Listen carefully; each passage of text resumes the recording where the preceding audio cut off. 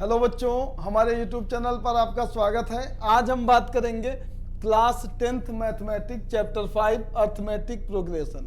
यह एक्सरसाइज 5.2 का part 5 video है। इससे पहले पार्ट 4 वीडियो आ चुके हैं जिसमें हमने सॉल्व किया था क्वेश्चन नंबर 1 to 15। अब हम सॉल्व करेंगे 16 से 20। चलिए देखते हैं क्वेश्चन नंबर 16।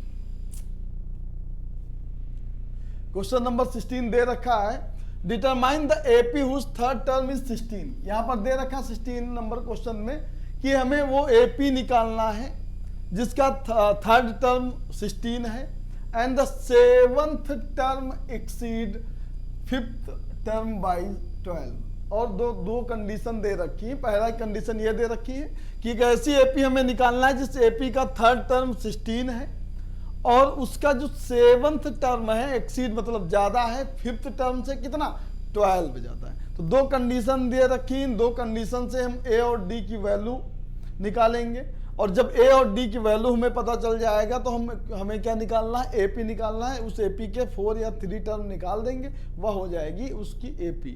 तो पहले जो कंडीशन दे रखी है, क्या कंडीशन दे रखी, वही इस 16 नंबर में दे रखा है कि A3 थर्ड टर्म जो है इसका या 16 दे रखा है, तो थर्ड टर्म को लिख देंगे a प्लस 2d या इक्वल टू हो जाएगा 16। इसे इक्वेशन नंबर फर्स्ट ले देंगे।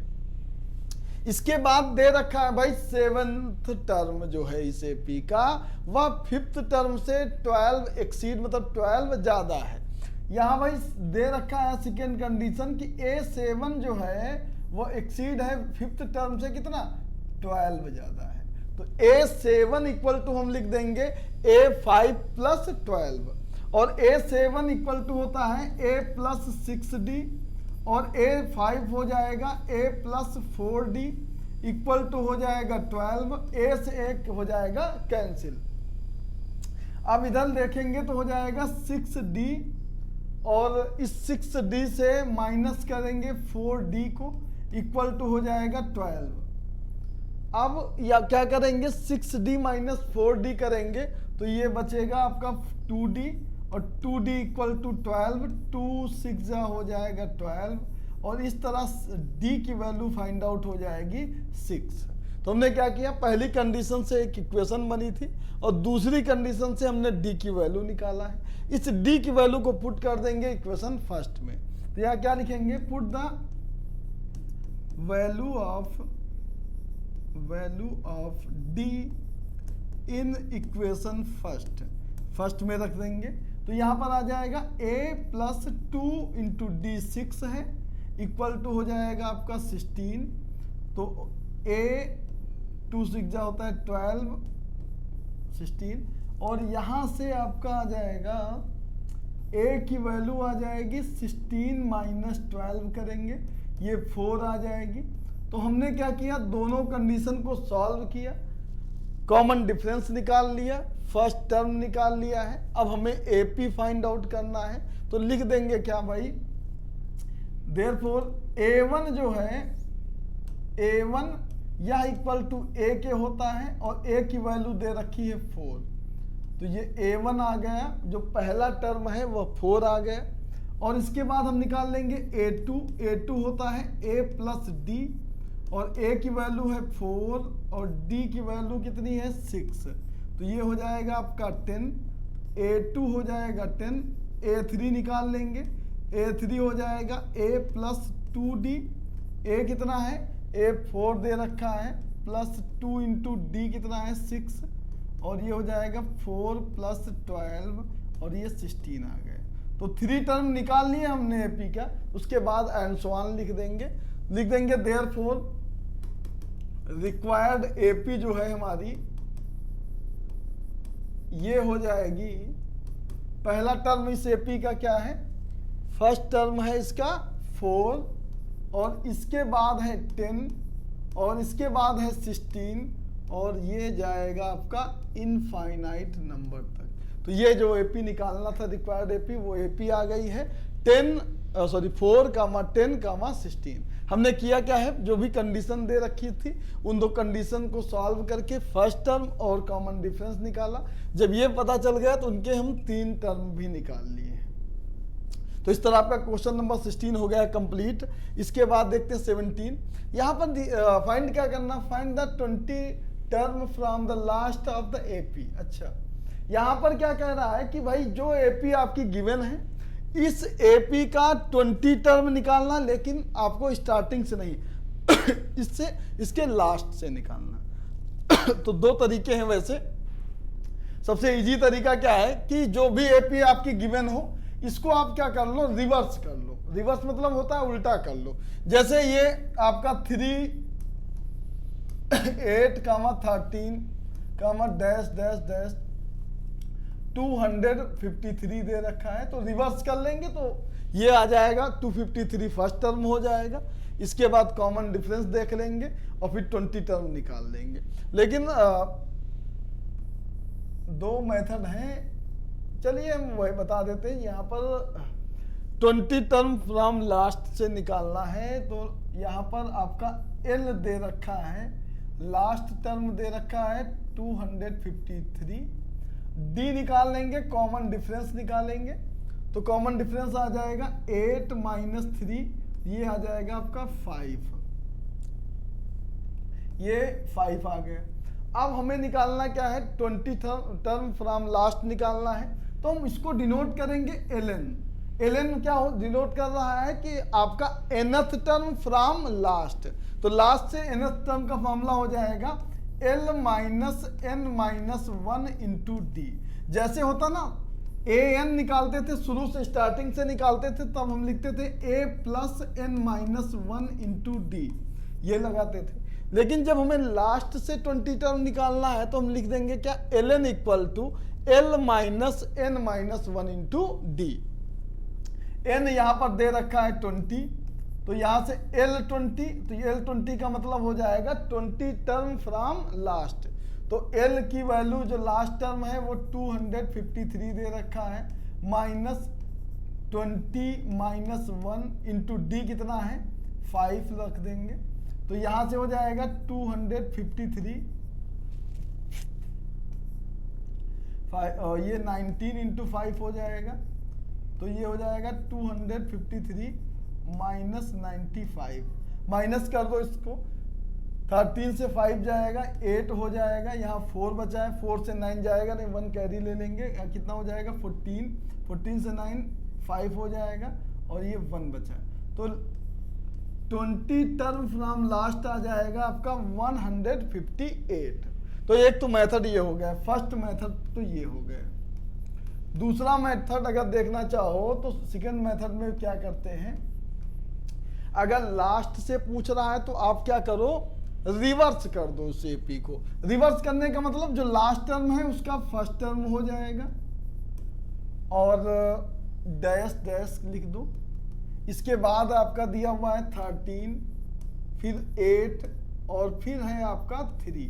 तो यहाँ पर इसका जो फर्स्ट टर्म है वह आ जाएगा 253, डी निकालेंगे तो हो जाएगा आपका 13। देखो कॉमन डिफरेंस क्या होता है, आपका किसी भी एपी के किसी भी कॉन्जिक्यूटिव टर्म के बीच का डिफरेंस होता है, क्योंकि ये एपी है तो इनके कॉन्जिक्यूटिव नंबर्स के बीच का जो डिफरेंस होगा वह सेम होगा। तो भाई हम क्या करेंगे, 8 -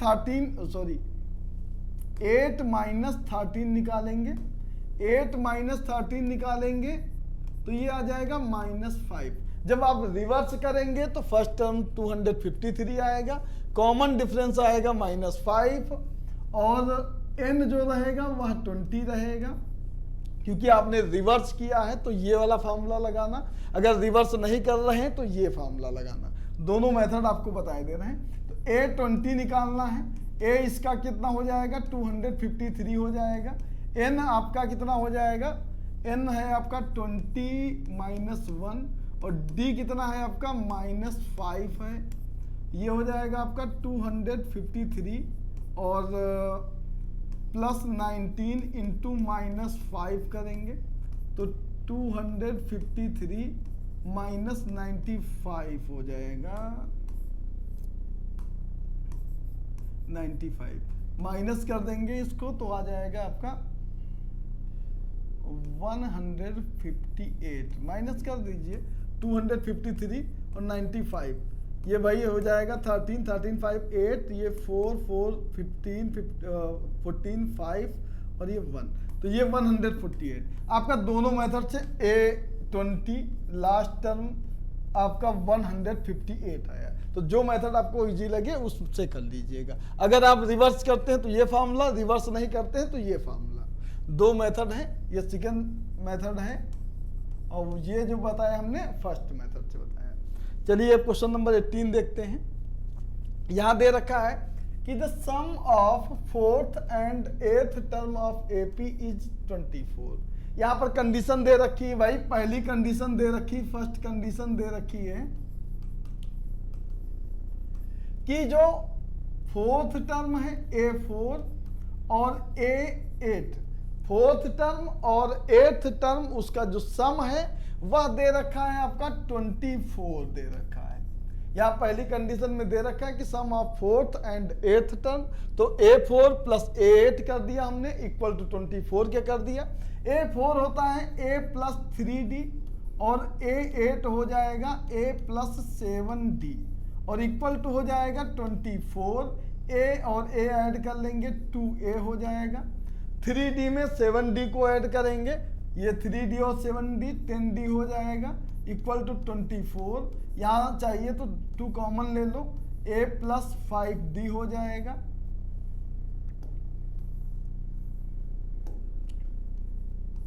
और ये इक्वल टू 24 हो जाएगा। 2 से कट कर दो 12 आ जाएगा और यहां से आ जाएगा हमें A plus 5D equal to 12। ये इक्वेशन नंबर फर्स्ट हो गई। अब इसके बाद सेकेंड कंडीशन क्या दे रखी है कि the sum of 6th and 10th term is 44। तो यहां भाई देखेंगे सेकेंड कंडीशन दे रखी है। सेकेंड कंडीशन क्या दे रखी है कि भाई A6 और A10 ये दे रखा है आपका 44। तो A6 क्या हो जाएगा A प्लस 5D हो जाएगा, A10 हो जाएगा A प्लस 9D हो जाएगा इक्वल टू 44। यहाँ पर भी A और A हो जाएगा 2A, 9 5 14D हो जाएगा इक्वल टू 44। 2 कॉमन ले लेंगे A प्लस 7D हो जाएगा इक्वल टू 44। 2 से कट कर देंगे 22 आ जाएगा। यहाँ से मिल जाएगी second equation A plus 7D equal to 22, ये सेकेंड इक्वेशन। तो दोनों कंडीशन से हमने 2 इक्वेशन बना ली है। अब इन दोनों इक्वेशन को सॉल्व करेंगे, A और D की वैल्यू निकालेंगे। तो भाई यहाँ पर हो जाएगा, सब्ट्रैक्ट कर देंगे इक्वेशन 2 से इक्वेशन 1 को। यहाँ लिखेंगे क्या, subtract equation 1 from equation 2। Equation 2, equation 2 से हम इक्वेशन 1 को सब्ट्रैक्ट करेंगे। इक्वेशन 2 क्या दे रखी है, A plus 7D equal to आपका दे रखा है 22, ये सेकेंड इक्वेशन। सब्ट्रैक्ट करना है हमें फर्स्ट इक्वेशन को, ये फर्स्ट इक्वेशन है A plus 5D equal to 12 दे रखा है। सब्ट्रैक्ट करेंगे साइन चेंज हो जाएंगे, ये कट जाएगा, 7D माइनस हो जाएगा, 5D जो पहले प्लस हो रहा था सब्ट्रैक्ट कर रहे हैं, साइन चेंज कर दिया है सब। तो भाई अब ये 2D हो जाएगा और 22 माइनस 12 करेंगे, ये आ जाएगा 10 और 2 से कट कर देंगे, D की वैल्यू आ जाएगी 5। D आ गया 5। जब D की वैल्यू मालूम हो गई, हम D की वैल्यू को इक्वेशन फर्स्ट में रख देंगे। तो यहाँ लिखेंगे क्या, पुट द वैल्यू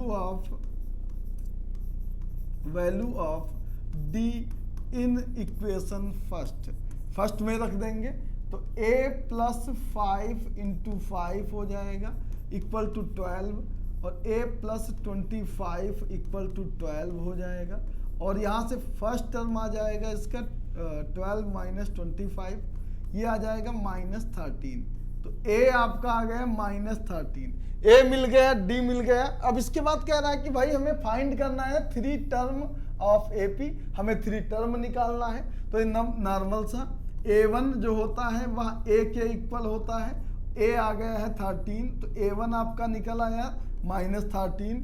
ऐसे ही हम निकाल लेंगे A2 होता है A प्लस D, और A कितना है, A -13 और D है 5, माइनस करेंगे -8 आ जाएगा। और इसका जो थर्ड टर्म है A3, ये हो जाएगा A प्लस 2D, और ये A आपका -13 और +2 इंटू D की वैल्यू है 5, ये -13 प्लस 10, ये आ जाएगा -3। तो इस तरह हमने क्या किया, इन दो जो भी कंडीशन दे रखी थी दोनों कंडीशन को सॉल्व किया, A और D की वैल्यू निकाल लिया। जब A और D की वैल्यू मिल गई, A1 13 हो जाएगा, A के इक्वल होता है, A2 आपका आ गया है ये, और A3 आपका हो गया -3। तो इस तरह आपका क्वेश्चन नंबर 18 हो गया है कंप्लीट। चलिए इसके बाद देखते हैं, क्वेश्चन नंबर 19 दे रखा है।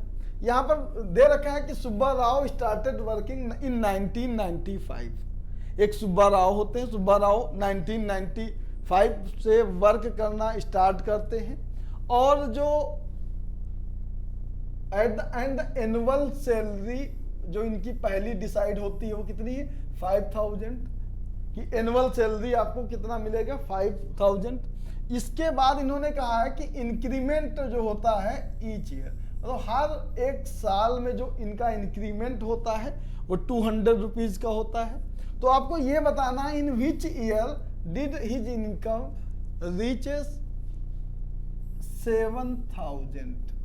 अब हमको ये बताना भाई, जो सुब्बा राव जो वर्क शुरू किए हैं, जो उनकी पहली सैलरी थी वो 5000 रुपये की थी, उसके बाद हर साल उनका इंक्रीमेंट 200 रुपये का है, तो कितने साल के बाद इनकी जो सैलरी है वो 7000 हो जाएगी। तो भाई जो फर्स्ट सैलरी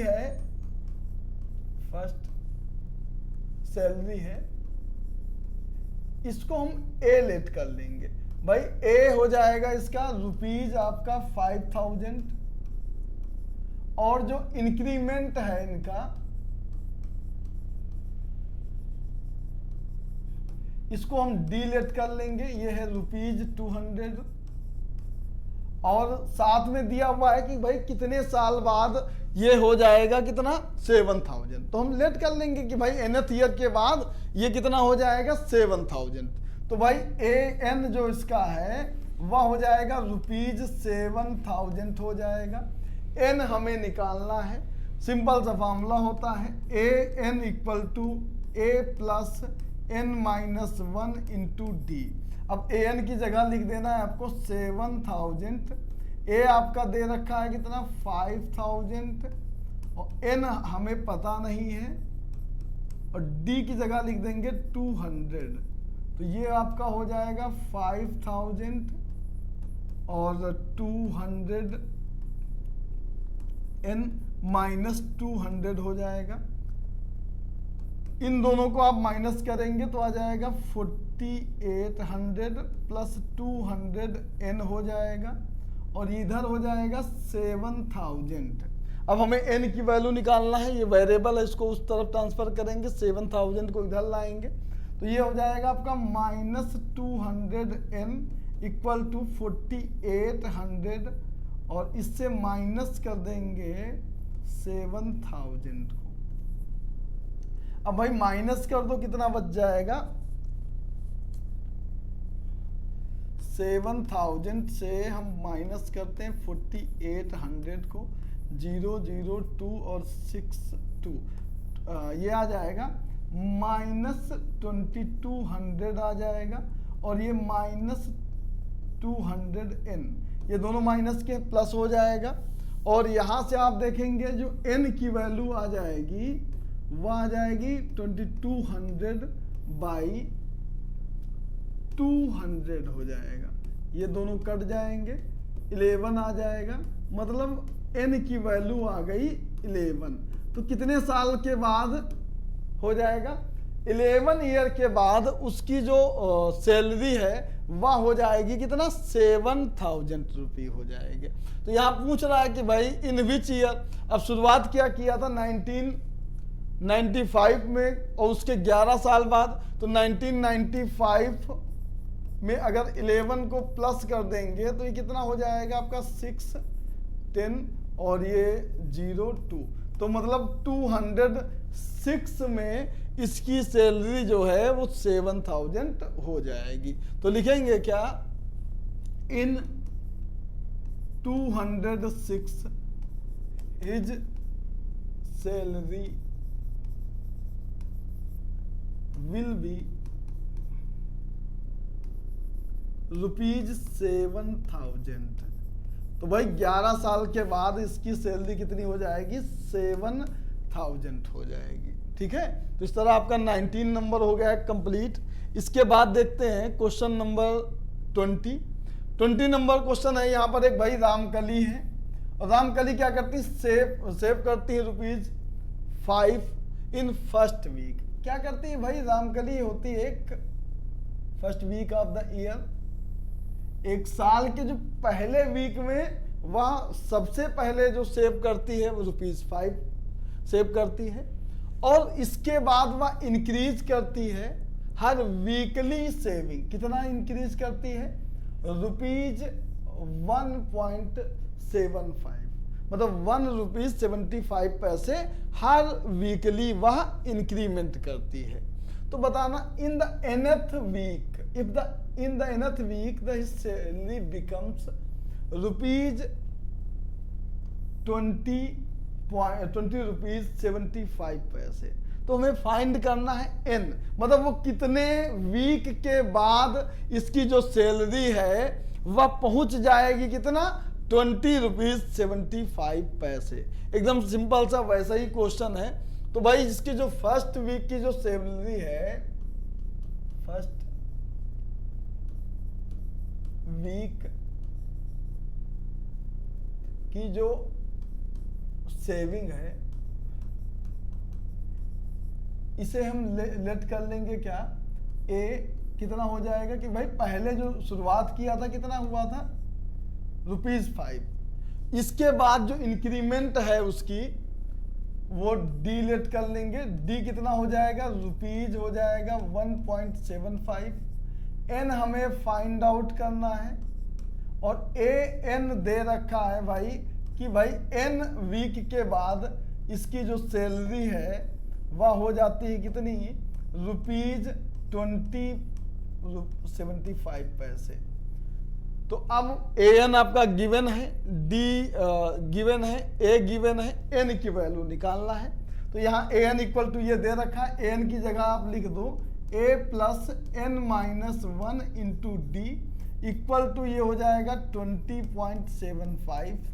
यहाँ a की वैल्यू रख दो, a की वैल्यू क्या है 5 है, तो a की जगह 5 लिख दिया हमने, n हमें निकालना है और d कितना है, d है ₹1.75 और इक्वल टू 20.75। तो यहाँ पहले इसका मल्टीप्लाई ना करके हम 5 को इधर भेज देते हैं, ये हो जाएगा आपका n-1 इंटू 1.75 और ये 20-75 -5 कर देंगे, पॉइंट लगा दो, जीरो बढ़ा दो, ये आ जाएगा आपका 15.75 और ये आया किसके इक्वल n-1 इंटू 1.75। तो यहाँ से आप देखेंगे n-1 की जो वैल्यू है वह आ जाएगी 15.75 और इसका हम डिवाइड कर देंगे कितना 1.75 से पॉइंट कट जाएंगे क्योंकि दोनों नंबर पे लगे हुए हैं। 5 से कट कर दो, 5 3 जा 15 हो जाएगा, 2 बच जाएगा 25 हो जाएगा, 5 5 जा 25 ऊपर कर देंगे, 5 3 जा 15 और 5 2 जा, उसके बाद 5 5 जा 25 हो जाएगा। तो ये आया कितना आपका 325/35, ये फिर कट जाएगा 5 7 जा 35, ये आएगा आपका 5 6 जा और 5 5 जा 25। कुछ गड़बड़ हो गया है क्या?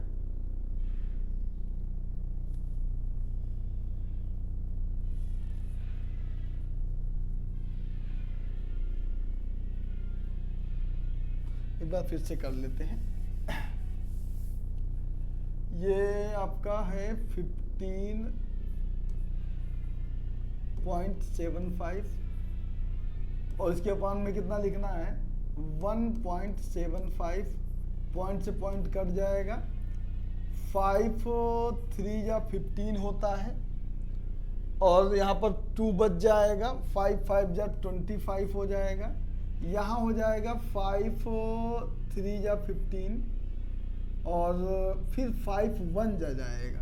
यहाँ गलत कर दिया था हमने।